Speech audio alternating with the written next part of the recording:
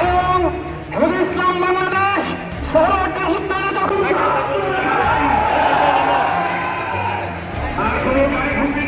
জনাব হযরত মাওলানা মুফতি কালিমুল্লাহ শিবিরে বক্তব্য পেশ বাস্তবায়ন করতে দেওয়া হবে না। সুন্দরভাবে হবেন আমাদের ইসলামিক পারিবারিক আইনে তারা আমাদেরকে এক তৌহিদি কাফেলা একত্রিত হওয়ার তৌফিক দান করছেন। হবে না যতদিন পর্যন্ত তৌফিক দান করুন।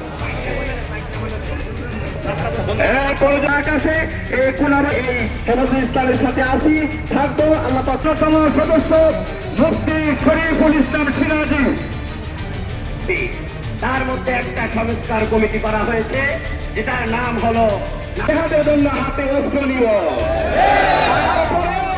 এই বাংলাদেশকে নারী আমাদের মাঝে উপস্থিত হয়েছেন হযরত মাওলানা মুফতি মাহবুবুর রহমান মীর।